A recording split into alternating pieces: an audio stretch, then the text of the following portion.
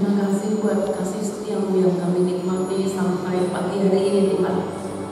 Kami telah memuji Engkau, kami memberikan penyembahan kami ya Allah. Dan sekarang kami memberikan hati kami, seluruh kehidupan kami untuk Engkau isi dengan kebenaran, supaya di dalamnya pun kami hidup, lalu kami menjadi lebih dekat dengan keselamatan-Mu. Terima kasih Bapa. Ini kami Tuhan, kami siap untuk mendengarkan kebenaran-Mu. Dalam nama Yesus, amin. Shalom. Ya, semua sehat sejahtera. Hari-hari ini begitu banyak orang yang sakit, tapi saya percaya bahwa pagi hari ini kita yang ada Tuhan memberikan kesehatan kepada kita. Shalom juga bagi saudara yang mengikuti ibadah live streaming ini. Saya dan seluruh kami pengurus pelayan di GBI Desa Dogo mengucapkan terima kasih buat kesetiaan saudara selama ini mengikuti ibadah live. Kita akan berjumpa dalam waktu yang saya tidak tahu kapan, ya. Jadi minggu ini mari saya tidak akan menjabarkan firman ini panjang lebar, tapi saya ingin membagikan satu pengalaman yang mungkin juga terjadi bagi saudara. Hal ini sepertinya sepele dan sudah tidak ada apa-apa, padahal di hadapan Tuhan itu belum terselesaikan sepenuhnya seluruhnya, yaitu bicara tentang luka batin. Luka batin itu bukan akar pahit. Jadi tema pagi ini adalah luka batin bukanlah akar pahit. Seringkali memang kita tidak bisa membedakan, ya. Pagi hari ini saya akan menyaksikan seberapa kali Tuhan mau menyuruh saya untuk menyaksikannya. Saya akan tetap bersaksi. Saudara yang pernah mendengar jangan menutup telingamu, sebab ini akan terus mengingatkan kepada kita betapa kita harus menjaga hati kita ini bersih di hadapan Allah. Saya akan mengawali dengan satu kesaksian. Saya lupa itu tahun berapa, saudaraku ya. Setiap kali KKN seminar itu lagi ngetren tentang luka batin. Saya ikut seminar beberapa kali bicara luka batin, tapi saya tidak tahu. Saya jujur, saya terima ini seminar, saya ikut KKN luka batin. Sampai di rumah saya pikir sering, luka batin itu yang seperti apa? Sampai isi khotbah itu saya lupa. Isi pengajaran itu pengajaran yang saudara saya dapat di seminar itu lupa, karena saya memikirkan tentang luka batin itu sebenarnya bagaimana. Terus terang saya tidak tahu, saudara. Tapi saya bersyukur kepada Tuhan. Tuhan memberikan pengalaman bagi saya. Saya nangis baru karena saya rasakan kasih Tuhan mau menyelamatkan saya. Berulang kali saya punya pengalaman dengan Tuhan. Tuhan mencerahkan mata saya. Tuhan membuka mata saya untuk saya tahu bagaimana masuk surga. Tidak semudah yang saya pikirkan. Pernah saya melayani dan sungguh saya takut dosa, saudara ya. Sehingga di dalam penderitaan yang amat berat, saya cuma bisa menangis. Saya menangis, saya pasrah. Tapi suatu kali Tuhan memberikan pengalaman dengan saya yang cukup panjang. Saya akan sampaikan intinya. Ketika suatu kali Tuhan berkata kepada saya, "Hambaku, pegang tanganku. Kau tidak akan takut menghadapi apapun, bahkan kegelapan neraka itu pun. melihat tangan Tuhan. Tapi saya tahu dari sebatas siku sampai di jari ini tangan Tuhan di depan saya. Saya menjawab, ya Tuhan, ku pegang tanganmu. Tapi saya bingung karena saya tidak melihat tangannya. Saya cuma tahu bahwa tangannya ada di depan saya. Saya tidak bisa melihat seperti melihat Alkitab lalu saya pegang. Cuman saya tahu bahwa tangan Tuhan ada. Berapa kali terakhir saya menangis, saya takut, saya tidak tahu, saya pasrah. Lalu saat saya menangis, saya berdoa, menyembah waktu itu. Lalu Tuhan berkata begini, hambaku, sekarang kau mengerti. Untuk bertemu dengan aku, kalau aku datang, melihat seluruh wajahku, seluruh tubuhku, dengan imanmu seperti itu kau tidak mampu. Saya tersentak. Saya pikir saya sudah melayani, saya jaga hati hidup saya bersih, saya mau menderita. Saya hanya berpikir bahwa saya menderita di bumi, kalau saya nanti masuk surga. Tapi ternyata hari itu Tuhan berkata, dengan imanmu seperti itu, melihat tanganku yang sepanggal ini saja kau tidak mampu. Bagaimana kalau aku datang dengan kemuliaanku, tubuhku, wajahku? Sepanggal ini saja kau tidak mampu dengan imanmu seperti itu. Sejak itu saudara, saya tidak mengalah kepada pencobaan dan ujian. Saya lawan, saya harus menang, saudara. Saya terus dididik Tuhan berapa kali, saudara. Saya mengalami hal di mana Tuhan menyiapkan saya untuk bertemu dengan Tuhan. Saudara, dan yang ingin saya saksikan pagi hari ini tentang luka batin yang saya alami sudah 25 tahun lebih, saudara ya. Saya tidak pernah akan melupakan apa yang Tuhan ajarkan untuk saya. Sementara semua itu menyiapkan saya untuk bertemu dengan Dia. Suatu kali, saudara, saya pulang dari pelayanan. Lalu saya menyembah Tuhan, saya sudah mau tidur, sudah bersih-bersih semua. Waktu saya berdoa begini, saya dengar, saudaraku, satu gemuruh air yang sangat deras sekali, saudara. Tapi lembut, sekalipun saya dengar itu satu gemuruh yang besar, tapi sangat lembut suaranya. Tiba-tiba ada suara, itu desau air bah. Lalu saya diingatkan kepada Wahyu 13. Ada suara seperti desau air bah itu, saudara, begitu deras. Itulah orang kudus, orang pilihan dengan musiknya menyembah Allah, dan itu surga. Saya cuma dengar itu saja. Itu desau air bah yang di surga. Sudah, saya selesai doa, lalu saya berbaring untuk tidur. Saya dengar kembali desau itu, saudara. Kemudian Tuhan berkata, malam ini juga aku akan mengambil di awalnya. Saya kaget, saudara, saya tersentak. Lalu saya rasakan mulai dari batas pangkal paha ke bawah itu sudah tidak terasa apa-apa. Terus saya berbahasa roh, saudara, saya doa, saya takut. Ketakutan yang amat sangat saya tidak bisa menceritakan, saudara. Lama-lama itu, saudaraku, terus sampai ke atas ini saya sudah tidak rasa apa-apa, saudara. Lalu saya panggil suami saya. Malam ini saya mau mati, Tuhan mau panggil saya. Mari kita bawa ke dokter. Ya, coba injak dulu, badan suami saya kan besar, saudara. Saya suruh injak, ini sudah tidak berasa. Jadi dia ketakutan, saudara ya. Sementara saya sendiri diliputi dengan susah, cemas, takut yang berbaur jadi satu, saudaraku. Dan itu saya tidak bisa melukiskan bagaimana ketakutan yang amat sangat. Saya ingat besok ulang tahun pemuda gereja.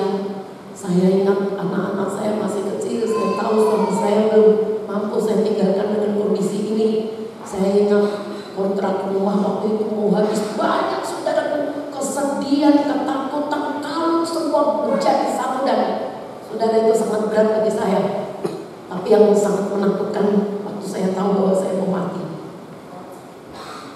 saya berpikir gini, Tuhan, bukankah Engkau berkata orang mati di dalam Tuhan itu bahagia? Kenapa aku takut?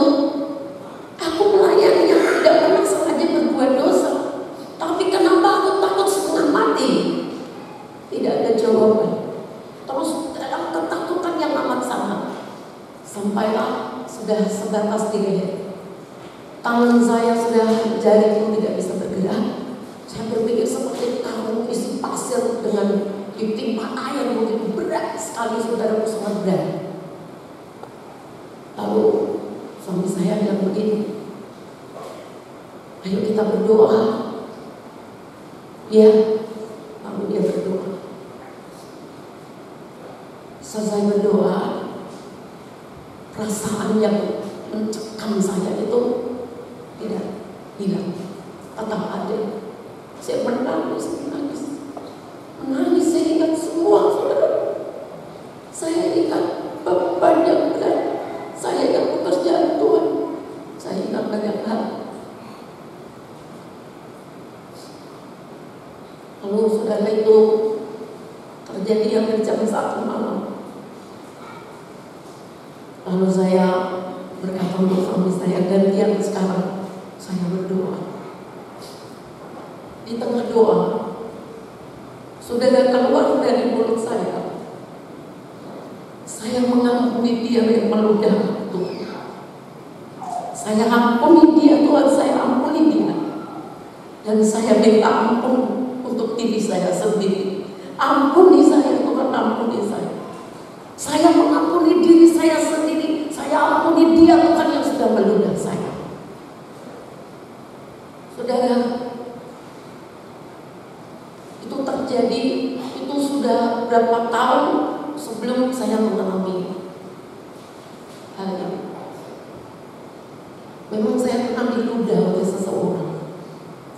Itu gara-garanya adalah di satu gereja di mana saya membantu di situ terjadi kudeta. Ya. Lalu orang dekat saya, sahabat saya,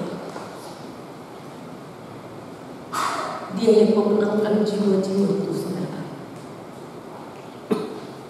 Diselesaikan, tidak terselesaikan, sampai dipanggil dari pusat, saudara, dan tidak selesai. Pagi sampai siang itu memanas suasana untuk menyelesaikan masalah ini, saudara. Jadi waktu itu yang memimpin pertemuan untuk menyelesaikan masalah, dia katakan ini sudah hampir sore, lebih baik kalian pulang dulu, istirahat, mandi, nanti dengan kepala dingin kita akan kembali selesaikan. Lalu pulang, saya ganggu tangan dia, lepaskan jiwa-jiwa yang kau menangkan itu. Saat kau memenangkan dia, upahmu sudah ada. Waktu kau menangkan dia, upahmu sudah ada dan sangat besar. Lepaskan, ada masih banyak orang yang perlu kau selamatkan. Lalu dia ludah saya, sini, cuk, tai kamu, katanya. Sudah, hati saya sangat sakit. Saya tidak menjawab, saya diam. Sore saya tidak mau datang. Sampai 3 hari saya tidak mau bertemu dengan dia. Saya tidak mau ngomong dengan dia. Hari ketiga, dia datang ke saya. Dia minta maaf ke saya, saudara. Saya bilang tidak. Orang tua saya mendidik saya, memelihara saya, berkorban untuk saya. Dia tidak pernah meludah saya. Kamu tahu sesuatu yang diludah itu adalah sesuatu yang menjijikan, tidak ada artinya. Itu satu penghinaan yang besar. Dia merayu saya. Ampunilah, ayolah, kita ingat pelayanan apa saudara. Saya bilang tidak, terlalu sakit. Saudaraku, saat saya bertahan tidak, Tuhan berkata, kalau kau tidak mengampuni, aku juga tidak mengampuni. Aku tidak mengampuni engkau. Tersentak saya, saudaraku. Dengan kasih karunia Tuhan, saya mengampuni dia. Lalu kita sudah baik. Tapi tahukah saudara, berapa bulan kemudian, ada yang berapa tahun setelah itu, dimanapun, mau di mobil angkot, mau di jalan, di tempat tidur, saya ingat sekali saudara ya, dimanapun, ketika saya ingat, tai kamu, ini berdesir saudara, sakit, sekejap, damai sejahtera itu hilang. Lalu saya bilang, Tuhan, ampuni aku Tuhan. Saya juga tidak tahu kenapa setiap kali ingat jumpai kamu, serasa ini saudara pengusaha, ada satu desiran yang saya tidak tahu. Pokoknya damai itu hilang, sejahtera hilang. Lalu saya menangis. Lalu saya selalu mengucapkan, Tuhan, ampuni aku. Saudaraku, itu berulang kali saya mengingat jutai kamu itu. Mata saya selalu gugup, saya menangis. Ada sesuatu yang saya tidak bisa katakan untuk saudara itu apa, tapi hilang, sekejap hilang ya. Ada saya sudah berbalikan dengan dia, saudara yang berbeda saya. Kembali kepada malam waktu saya mau mati itu, tiba-tiba keluar dari mulut saya mengampuni dia yang meludah Tuhan. Berapa kali saya ucapkan itu, saya juga minta ampun, mengampuni diri saya sendiri. Lalu saya katakan untuk suami saya, ini sudah jam 3 pagi, besok ulang tahun pemuda gereja, lebih baik kamu tidur. Lalu dia tidur, dia pegang tangan saya di sini. Dia pikir kalau sudah dingin takut saya mati itu saudara. Saya tidak tahu pikiran dia. Saudara, lalu saya katakan untuk Tuhan, maaf ya, ada terlewatkan. Selesai saya doa, kenapa kata firman Allah, kemana orang mati, dia tidak tahu apa-apa. Hati saya damai, hati saya senang. Saya tidak lagi tahu apa yang saya kerjakan tadi pagi, tadi siang, bahkan malam. Saya tidak ingat apapun, saya tidak ingat. Yang saya tahu ya, suami saya di depan saya dan saya punya anak 3. Selain itu tidak ada. Rasa sedih, pesan-pesan seperti tadinya tidak ada lagi. Ya, semua hilang, saudara, dari ingatan saya. Lalu saya katakan untuk Tuhan, Tuhan, kalau memang malam ini kau mau ambil nyawa saya, ini kuserahkan. Rohku, jiwaku, tubuhku, kuserahkan. Tapi hati saya sudah senang, damai. Saya hanya tahu bahwa saya akan bertemu dengan Tuhan. Tidak seperti yang awal, takut yang luar biasa sudah. Lalu saya minta, bukan minta, tapi saya katakan juga untuk Tuhan, tapi Tuhan, kalau Engkau masih pakai saya, berarti Kau akan kembalikan nafas saya, nyawa saya. Saya tutup mata, saya tidak ingat apapun. Sampai jam 6 pagi saya terbangun, semua sudah kembali seperti sedia kala. Saya duduk, saya menyembah, saya menangis, saya tidak minta apapun, kecuali saya mengucap syukur atas keagungan kebaikan Tuhan. Di tengah-tengah penyembahan, lalu saya bertanya, Tuhan, bukankah hari itu aku sudah mengampuni dia, Tuhan? Kita sudah saling mengampuni, kita sudah melayani seperti biasa, ya. Saya mengampuni, bukankah hari itu sekali lagi Tuhan, saya sudah saling mengampuni. Kau tahu itu Tuhan, saya tidak ada apa-apa lagi. Disitulah baru Tuhan berkata kepada saya, menjawab pertanyaan itu luka batin. Di situ baru saya tahu itu yang namanya luka batin. Luka batin itu saya pikir seperti luka di kulit tubuh kita ini atau di daging kita. Luka batin disuntik, ini kulit sudah halus sepertinya sudah sembuh. Tapi tiba-tiba di dalam ada luka yang kalau kita pijit sakit, dan tiba-tiba sakit yang di dalam itu bisa melambat, saudara. Ya, ada orang operasi, udah bagus, mulus, baik, dia udah jalan baik. Beberapa bulan kemudian, kok dia rasa ada sakit-sakit dikit. Lalu dia ke dokter, dibilang itu di paru-paru ada cairan, masih ada cairan. Ya. Jadi luka batin itu seperti itu, saudara. Semua seperti sudah mulus, semua sudah selesai, sudah memaafkan, sudah berbaik kembali, tetapi ketika kamu ingat, itu masih terasa tidak enak dalam hatimu karena luka. Jadi dia rasa tidak enak, ada rasa sakit. Ya.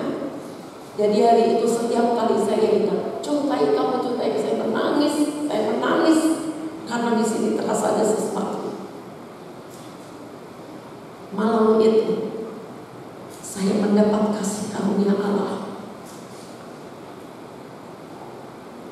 Waktu saya sudah minta ampun, saya lepaskan benar-benar saudara malam itu oleh Roh Kudus. Satu hari mau berapa kali saya ingat cutai kamu, tiap hari ingat juga saya tidak ada sakit. Ini saya sudah bebas. Saya tidak pernah lagi menangis.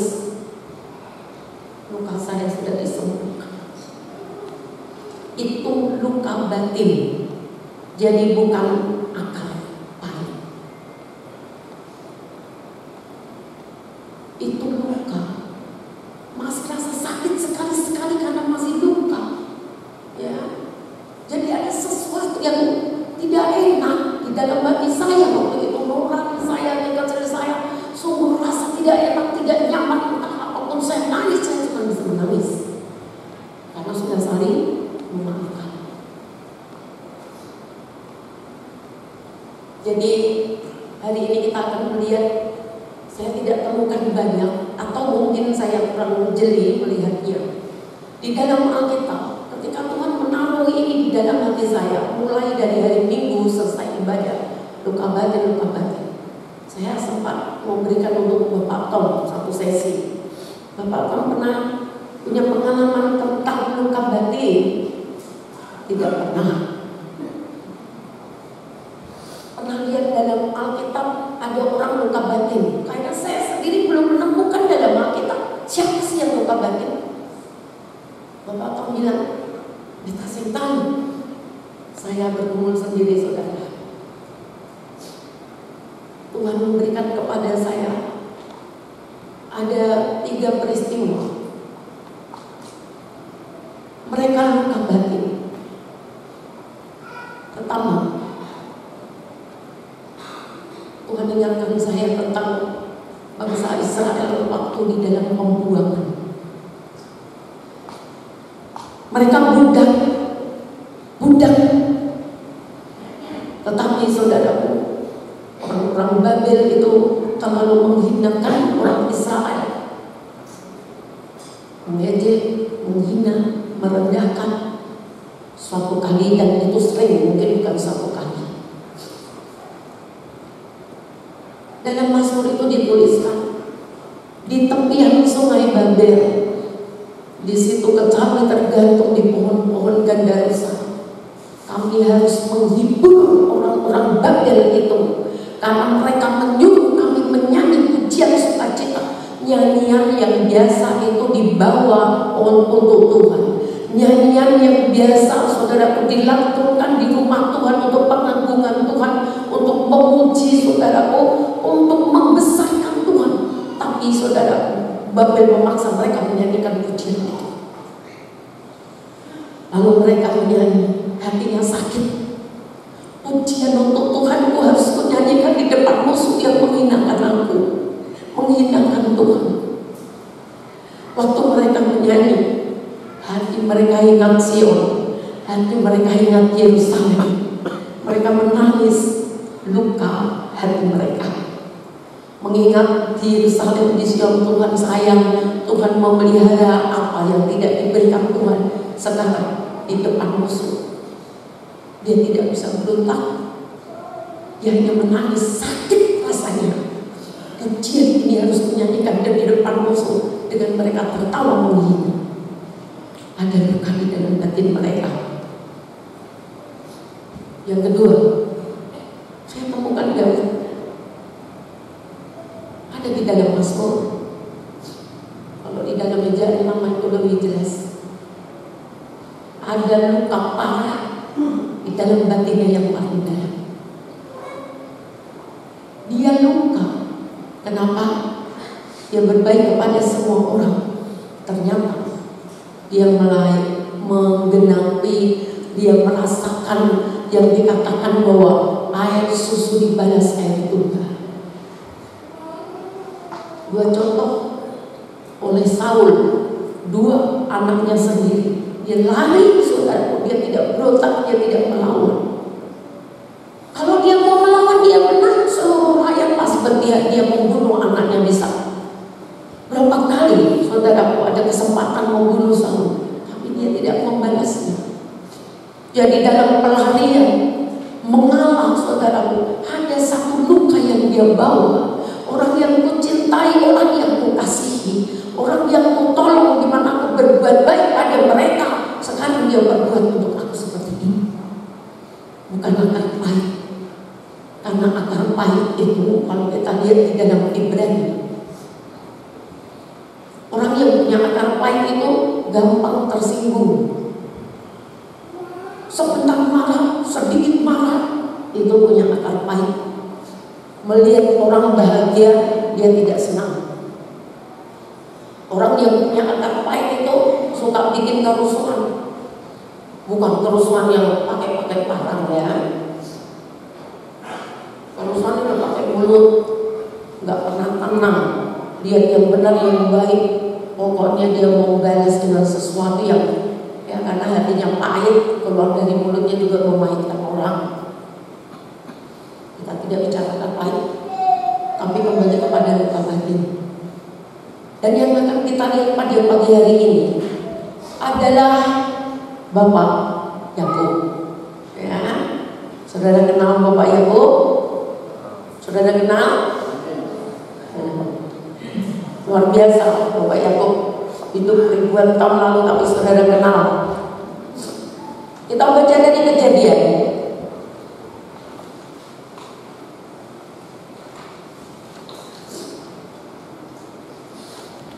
Kejadian pasal 37.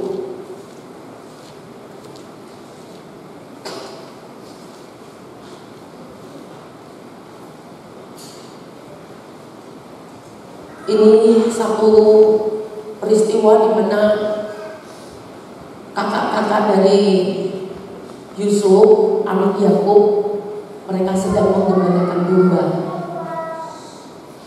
Semua saudara-saudara Yusuf itu membenci Yusuf karena dia disayang oleh Yakub. Satu kali bapaknya berkata kepada Yusuf, pergi antar makanan ke saudara-saudaramu. Di rumah pada dia selalu dibully, saudara, ya, diteror. Dia melihat sikap tindak tanduk kakak-kakaknya yang tidak pernah ramah. Tapi Yusuf tidak pernah punya akar pahit. Dia ikut, dia taat. Sampai lagi tempat di mana saudara-saudaranya menggembalakan domba. Saudara itu bukan berkata, syukurlah kita jadi dia, tapi dia masih mau antar makanan. Tidak. Mari kita bunuh dia. Sempat dimasukkan di sumur dan tidak ada harapan di situ. Tapi kemudian dikeluarkan dan Yusuf dijual. Lalu saudara-saudaranya melepaskan jubah yang maha indah yang diberikan oleh Yakub kepada Yusuf. Sembelih binatang, darahnya dioleskan saudaraku, menodai yaitu jubah Yusuf. Disuruhlah orang membawa kepada Yakub, jubah ini milik anakmu atau bukan?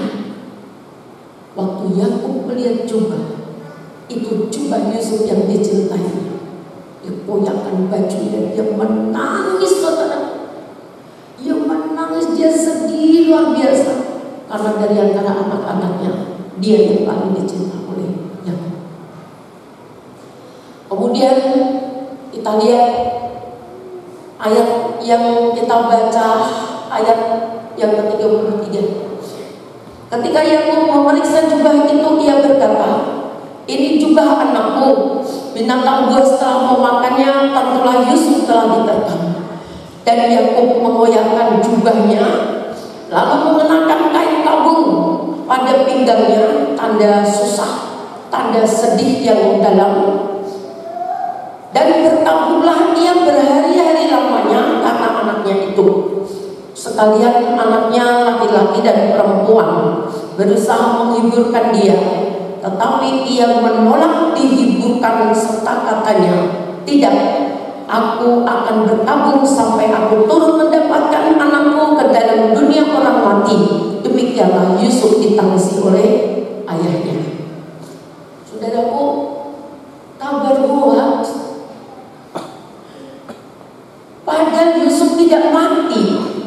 Nah, ini satu pelajaran untuk kita. Kalau dengan sesuatu jangan cepat kita respon lalu menggentarkan kita, menggelisahkan kita. Semua itu kita perlu tahu kebenarannya. Tapi Yakub ketika dia melihat jubah yang berdarah, dia pikir anaknya memang sudah dimakan binatang. Dia berkabung, dia menangis, hatinya sangat sakit saudaraku. Anak yang baik ini kenapa mati dengan cara yang demikian? Semua anak-anaknya datang menghibur, tapi apa yang terjadi? Yakub menolak untuk dihiburkan. Kenapa? Itu tidak sekedar sedih, tapi ada rasa sakit yang mendalam, ada luka di dalam batinnya, saudara. Jadi waktu dihiburkan, semua penghiburan kata-katanya tidak pernah bisa mengobati karena sakitnya terlalu dalam.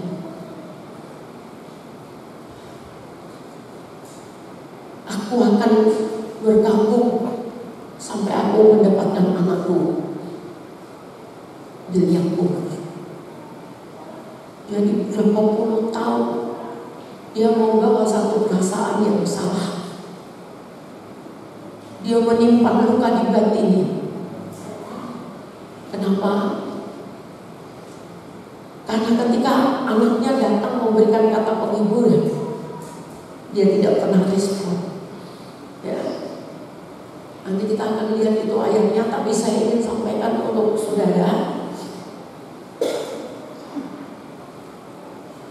bagaimanakah rasa sakit luka itu, saudara, memang mungkin tidak setiap menit, tapi rasa sakit itu akan muncul ketika kita mengingat, seperti saya tadi, kamu sakit sebentar, tapi sakit saudara.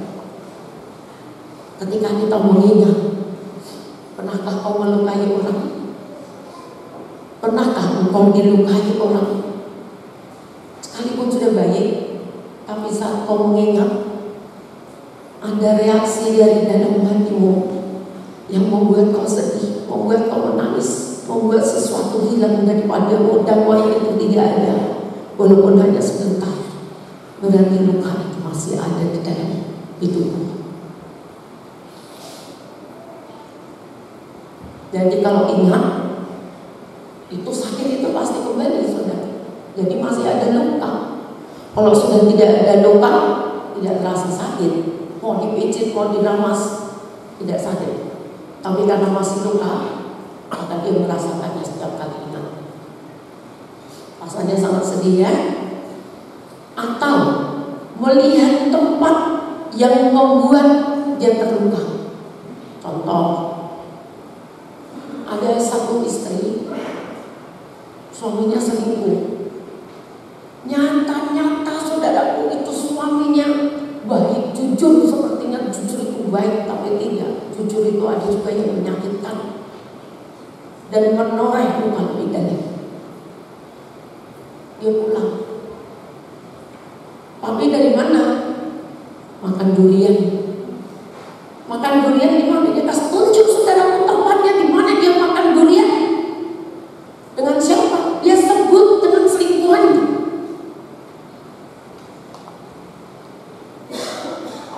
Jadi setiap istri lewat di situ pedis, ingat suaminya pernah makan durian di sini dengan selingkuhannya, sedangkan saya tidak diberi makan di rumah. Yang lewat di tempat itu rasa duka, sakit itu kembali, saudara. Kalau tidak lewat biasa, kecuali nanti dia mengingat kembali timbul sakit karena luka, batinnya luka. Atau dia melihat entah benda, entah yang disukai oleh orang yang melukai dia ini, saudaraku, ya. Dan banyak hal yang bisa menimbulkan kembali rasa sakit itu, saudara. Seperti saya pernah difitnah, hancur-hancuran, saudara. Hancur itu perkataan itu, menghancurkan saya. Saya mendengar itu di wartel, tidak hanya satu kali, tidak hanya di satu wartel. Pas saya situ, dia cerita saya di situ, kejelekan saya, hancurkan saya, saudara. Jadi setiap saya lewat wartel, ini hati saya sakit, ingat, gitu kan? Dan disinilah saya dihancurkan nama saya. Setiap lewat wartel. Berapa waktu yang lalu, kalau dengar ajan di masjid itu, saudara, itu hati saya sakit. Saya bingung, saya ada masalah apa dengan mereka kok setiap mereka begitu saya sakit. Saya ingat-ingat, oh pernah saya tinggalkan anak saya, keluarga saya sendiri, pernah saya gini, saudaraku ya. Jadi kalau dengar, ingat, lihat, itu luka itu bisa terasa kembali sakit. Jadi bukan akar pahit, beda. Luka batin dan akar pahit itu beda.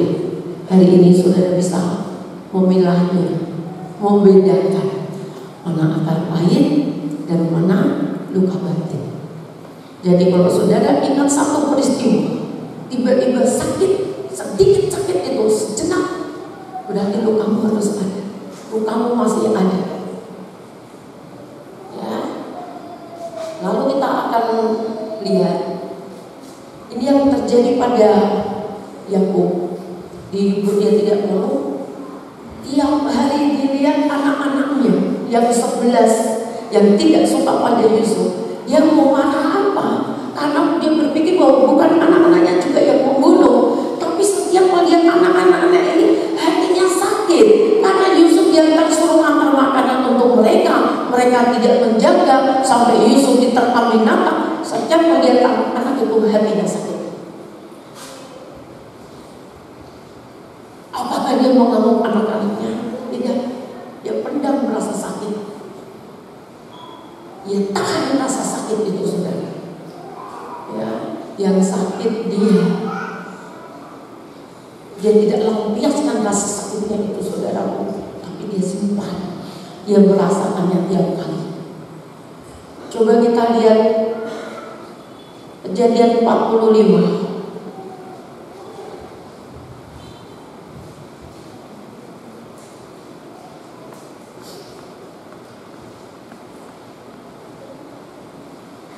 Ini setelah puluhan tahun Yusuf dijual di Mesir, Yakub tetap memiliki luka di dalam hatinya, di dalam batinnya. Ya. Lalu di dalam ayat 26 Mereka menceritakan kepadanya, ini saudara-saudaranya, waktu Kanaan terjadi kelaparan, Yakub menyuruh anak-anaknya ke Mesir untuk membeli gandum. Dia tidak tahu bahwa Yusuf adiknya yang mau dibunuh, yang dibuang, sudah jadi penguasa Mesir. Ketika Yusuf melihat mereka, mereka tidak kenal Yusuf. Apakah akar pahit timbul? Tidak. Batinnya pun dia jaga, tidak ada luka. Melihat saudara-saudaranya, kasih timbul, rindu. Dia tetap mencintai saudaranya. Andai kata dia luka, ya saudaranya, dia bisa berpaling, pergi dia tinggal masuk. Tapi tidak. Dia tatap saudara-saudaranya. Dia beri sesuatu yang lebih. Pada saatnya Yusuf tidak lagi bisa menahan hatinya, rindunya, kasihnya, saudara. Lalu dia terbuka. Aku Yusuf. Saudaranya ketakutan, tapi dia bilang jangan takut. Lalu dia katakan, bawa bapak ke sini. Lalu saudara-saudara Yusuf pulang. Dia berkata kepada bapaknya Yakub dengan sukacita, dengan semangat, saudaraku. Ya, dia berpikir bapaknya pasti akan melonjak kegirangan, respon yang luar biasa. Tapi yang terjadi kita lihat ayat 26. Mereka menceritakan kepadanya, Yusuf masih hidup, bahkan dialah yang menjadi kuasa atas seluruh tanah Mesir. Perhatikan. Tetapi hati Yakub tetap dingin, sebab ia tidak dapat mempercayai mereka. Dari ayat ini kita lihat, yang hari lihat saudara-saudaranya itu luka, ini sakit rasanya. Oh, tidak bisa jaga anak saya. Ya. Sakit, tapi dia tidak berontak frontal, saudara. Dia rasa sakit itu bertahun-tahun, saudara. Orang yang masih punya luka biasanya seperti ini, dengan sesuatu yang dimana dingin, panas. Ya, saudara. Itu yang terjadi pada Yakub. Sangat dalam lukanya. Waktu dia dengar Yusuf sudah jadi penguasa, sudah kaya, sudah jadi pejabat yang luar biasa, tetap dingin, tidak ada respon. Sebab dia tidak percaya pada 11 anaknya. Orang yang dilukai, yang masih ada luka di dalam hati atau batinnya, bisa jadi seperti ini. Sulit untuk dia percaya kembali. Ya, sulit. Tapi kita lihat, saudaraku, bagaimana menyembuhkan luka batin itu. Kita baca ayat 27. Tetapi ketika mereka menyampaikan kepadanya segala perkataan yang diucapkan Yusuf, dan ketika dilihatnya kereta yang dikirim oleh Yusuf untuk menjemputnya, maka bangkitlah kembali semangat Yakub, ayah mereka itu. Kata Yakub, cukuplah itu, anakku Yusuf masih hidup. Aku mau pergi melihatnya sebelum aku mati. Cara menyembuhkan itu tidak hanya disodorkan, diberikan satu pengharapan, satu kata-kata ucapan yang menguatkan, yang menghiburkan, itu masih sangat sulit. Kecuali dia melihat satu bukti, satu sesuatu yang real, nyata, saudara, benar-benar membuka, bisa menyembuhkan luka itu, berkaitan dengan luka itu, saudara. Jadi tidak hanya ngomong, tetapi satu perkataan, pengharapan, penghiburan yang disertai dengan bukti, supaya dia percaya. Tadi kan dia katakan dia tidak pernah lagi percaya, tapi begitu melihat kereta-kereta kerajaan yang dikirim oleh Yusuf timbul kepercayaannya. Ya, tetapi kita lihat di dalam ayat ini, saudaraku, dia bangkit dan bersemangat. Jadi orang yang berluka batin dia harus menyadari tidak ada gunanya dia hidup di dalam luka terus-menerus. Dia harus bangkit. Dia sendiri harus menyadari. Lalu dia dengan semangat menyongsong hari esok, dia bekerja lagi, saudaraku. Itu yang harus dilakukan oleh orang yang luka batin. Jadi dia tidak terus dipungkung dengan luka yang sakitnya, dia bawa bertahun-tahun sampai mati. Ya. Tetapi seperti Yakub, orang luka batin butuh penghiburan, butuh satu yang nyata untuk bisa membawa dia bangkit kembali. Ada satu bukti, ada satu mukjizat, ada sesuatu yang rasanya bagi dia tidak mungkin di depan mata dia. Jadi rupanya luka batin itu sangat sulit sembuh. Enggak, aku enggak ada apa-apa lagi, kan sudah selesai. Padahal kalau ingat masih ada rasa itulah. Ya. Itu yang dialami oleh Yakub. Jadi dia sendiri bangkit, dia bersemangat, lalu dia mengampuni dirinya sendiri karena ayat 4, pasal 46 ayat 1, dia bikin mezbah. Dia bangun mezbah, ya. Seperti kesaksian saya tadi, saya minta ampuni Tuhan, mengampuni dia, melepaskan pengampunan, lalu saya mengampuni diri saya sendiri. Yang menyimpan akar pahit, bukan menyimpan akar, menyimpan luka dalam hati saya. Saya simpan, saudara. Ya. Dan itu tidak mudah. Butuh kasih karunia Allah untuk kita bisa lepas dari rasa yang pahit. Tahukah saudara, sejak malam itu saya mau dihina, saya mau dicaci maki, tidak pernah menggores dari saya. Tuhan berikan kasih karunia yang luar biasa untuk saya. Ya. Kalau makan uang gereja, tidak emosi. Saya panggil bendahara pelan-pelan. Bapak bendahara, Ibu bendahara, tolong berdiri. Jelaskan berapa sih selama ini keuangan kita. Mereka lah yang bersaksi. Ibu tidak pernah mengambil uang pas untuk keperluannya. Saya mau difitnah apapun, dicaci maki di depan mata saya ini dengan telunjuknya, mungkin dengan 5 jari begini. Kasih karunia itu Tuhan sudah berikan untuk saya. Saya tidak pernah sakit hati, saya tidak pernah punya akar pahit, saya tidak pernah punya dendam. Saya mengucap syukur kepada Allah. Andai kata ada luka dalam hati saya, apalagi akar pahit, sampai di depan gerbang surga saya tidak akan mampu berdiri. Saya tidak mampu. Karena 2 kali Tuhan berkata untuk saya, sekarang 4 tahun baru untuk bertemu dengan aku, hatimu harus bersih.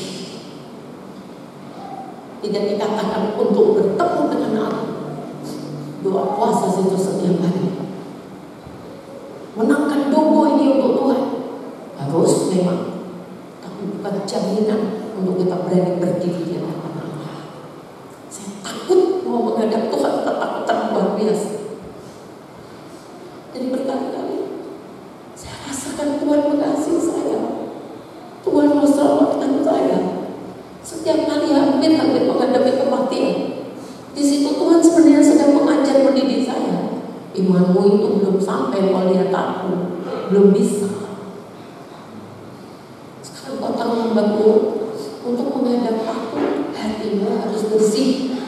Jadi kalau ada luka, sudah selesai dengan temanmu, tapi kau belum selesai dengan dirimu sendiri. Jangan harap kau berani bertemu dengan Tuhan. Ya, 2 kali saya mengalami. Gampang lihat orang hati luka itu. saya melukai Bapak Billy Benami. 3 hari kemudian saya minta maaf. 4 hari, ya ibu tidak apa-apa gitu. Pada nanti saya ketemu dia, Bapak Billy selamat sore. Pura-pura tidak dengar, pura-pura tidak lihat, itu tandanya masih ada luka. Ya, banyak tanda-tanda orang yang luka, banyak tidak respon kalau ngomong kayak Yakub tadi kan, karena sudah tidak percaya. Ya, itu kepada orang yang berkaitan, bersangkutan sudah. Jadi kita lihat cara penyembuhan itu adalah dia sendiri harus punya semangat untuk bangkit, minta kasih karunia Tuhan, memberikan pengampunan yang betul-betul saudaraku, tulus sampai luka itu tidak ada, dan mengampuni dirinya sendiri seperti yang dilakukan oleh Yakub. Ya, firman disampaikan, pendeta saudara-saudara seiman bisa memberikan penghiburan, tapi jangan ngomong kosong, karena kadang memberikan penghiburan orang itu sendiri dalam luka, orang itu sendiri dalam persoalan. Ini bukan orang luka batin, kita harus punya pengalaman, ya, saudara. Lalu kita akan ingat bahwa luka batin penghalang keselamatan, ya. Saudara harus mengingatnya ini.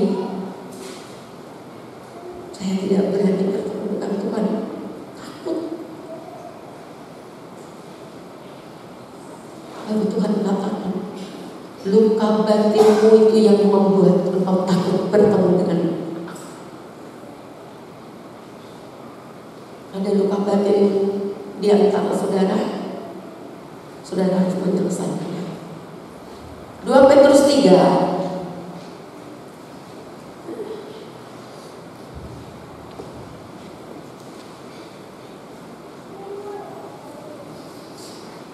ayat 13 dan 14. Tetapi sesuai dengan janjinya, kita menantikan langit yang baru dan bumi yang baru, di mana terdapat kebenaran.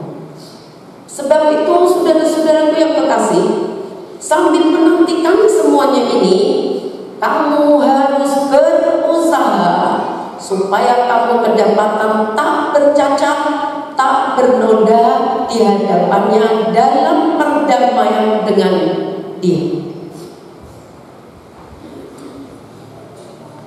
Sementara kita menantikan kedatangan Tuhan, ini yang harus kita lakukan. Berusaha menjaga hati kita, tidak punya luka batin, tidak punya akar pahit, tidak menyimpan dendam, tidak menyimpan dosa orang. Firman Tuhan berkata, kalau kau menantikan Tuhan, hatimu harus tidak bercacat, hatimu tidak ada noda, tidak ada celah.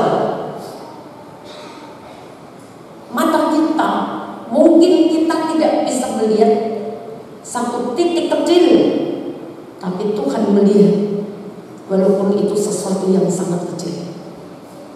Jadi Tuhan mau benar-benar kita punya nurani yang bersih, yang dikatakan Rasul Paulus. Di malam kepada pelayan-pelayan, saya baru menyampaikan salah satu kriteria seorang pelayan adalah nuraninya harus bersih. Nurani bersih itu bersih di hadapan Tuhan, bersih di hadapan sesama.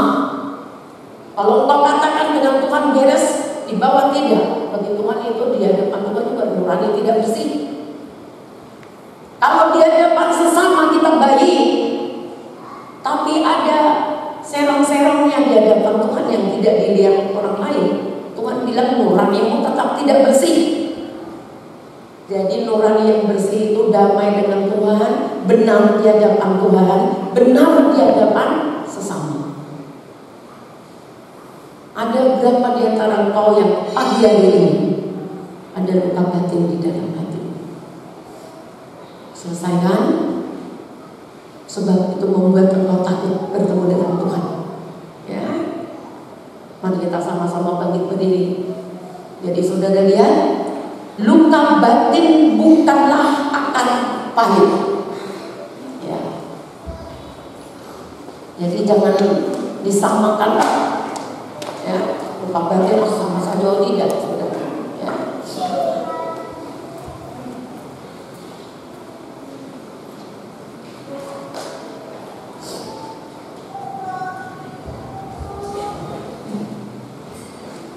Sekarang lihat kepada hatimu, mintalah Roh Kudus mengingatkan jika ada luka batin di dalam dirimu. Kau mengingat orang yang pernah kau lukai, hatimu sendiri luka, rasa tidak enak. Tiap kali kau mengingat kau pernah melukai orang, hatimu tidak enak, itu karena kau sendiri juga terluka. Pernahkah kau berkelahi, memaki orang, memukul orang, mengecewakan orang? Jika kau mengingat, hatimu merasa tidak enak, itulah luka yang ada di dalam batinmu. Saat engkau disakiti, kau dikecewakan, sekalipun dia sudah minta maaf, tapi saat kau mengingat dan masih ada terbersit sesuatu yang membuat damaimu hilang, itu tandanya ada luka di dalam batinmu. Kau takut bertemu dengan Tuhan nanti. Bersihkan dengan iman. Lihat tangan Tuhan dikedapkannya untuk engkau. Lihat dengan mata imanmu, Dia membuka tangannya bagi engkau. Mari datang kepadaku, akui luka batinmu, ampuni dia dan ampuni dirimu sendiri. Maka aku akan mendekat memeluk engkau, aku akan memulihkan engkau. Lihat dengan mata imanmu, Dia ada di hadapanmu masing-masing.